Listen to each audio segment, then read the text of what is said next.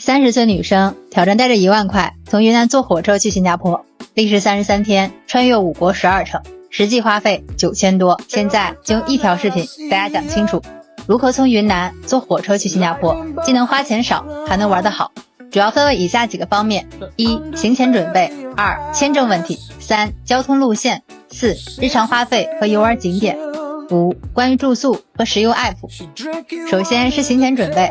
去东南亚需要准备的东西有很多，每个人带的也不一样，我只讲必带的7样东西。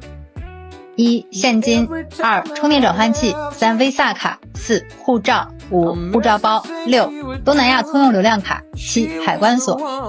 2. 关于签证问题，老挝自由行需要签证，我是在西双版纳办理的，当天办当天取，费用250块。泰国免签，马来西亚免签，新加坡免签，签证总花费250块。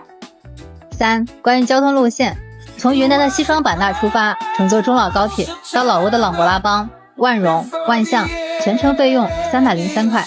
不是分段购买，每个地方都玩了好几天。从西双版纳到琅勃拉邦可以在12306购买，到万荣和万象的都在 LCR 上购买。然后从老挝入境泰国需要乘坐过境大巴，大巴票需要在万象的 CBS 购买，一个人14块人民币。从老挝的坦纳郎口岸填好出境卡出境，继续乘坐过境大巴过友谊大桥，抵达泰国的朗开口岸入境。入境泰国之后，需要在清油塘购买红丝绒火车直达曼谷，费用237块。这辆车白天是座位，晚上变成床，而且还是中国制造。但需要提醒大家的是，一定要提前至少3天买票。然后从曼谷坐上日落小火车去清迈，费用60块。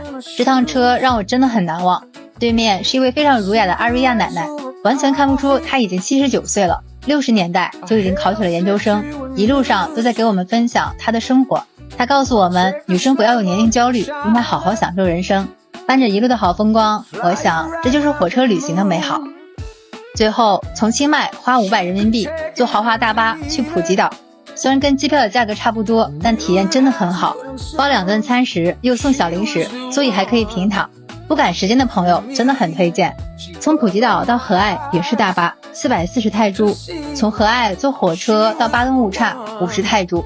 顺利通关后，在同一个火车站花11马币买 KTM 去槟城。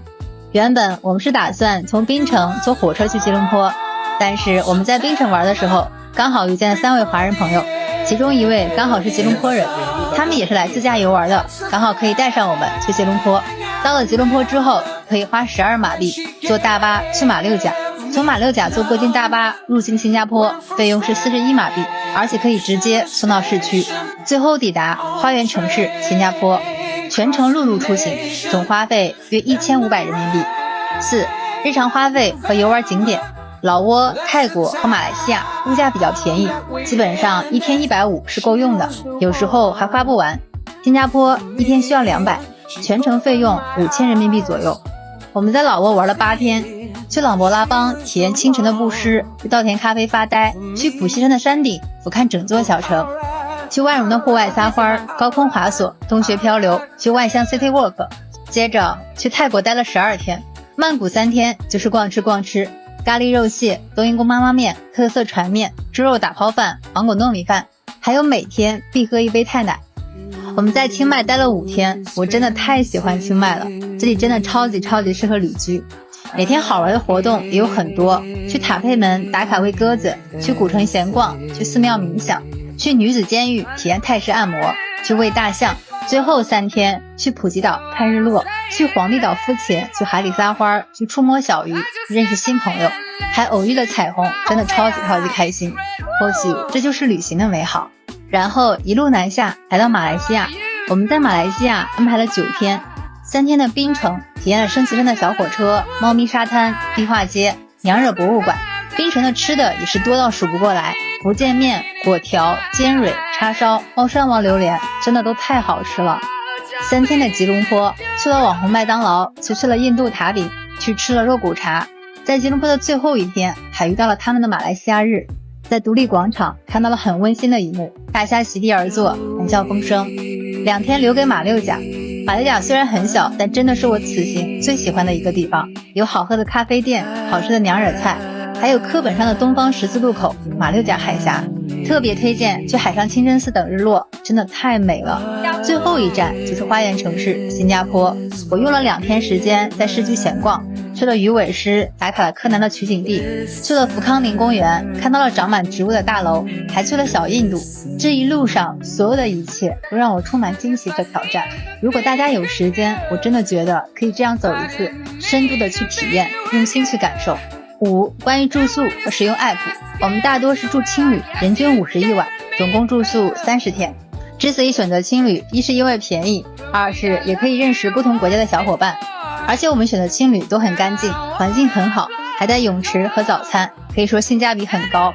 琅勃拉邦的 The Gym， 万象的 House of Jazz， 普吉岛的 Noni， 吉隆坡的 ARH Home KLCC， 马六甲的半克，一定要强烈推荐一下马六甲的这家家庭旅馆，我真的太喜欢了。当时只有我们2个人，独享3层大别野，而且只要70一晚。管家大叔人特别 nice， 给我们分享了很多有趣的小故事。我们到新加坡的时候刚好赶上 F1 赛车，很多青旅涨价到500，而且基本都是售罄状态。于是我们决定另辟蹊径，去了洗浴中心，1天400人民币还包3餐。我们在这住了2晚，绝对的物超所值，全程住宿花费2500人民币。还有一些很实用的 app 给大家整理了一下。旅行不是为了集邮，而是为了去感受。国内飞新加坡只要5个小时，而我选择慢一点，用了33天，从云南坐火车去新加坡，用心去体验，还交到了很多新朋友。如果大家也喜欢这样的慢旅行，可以参考文字版攻略，祝大家玩得开心。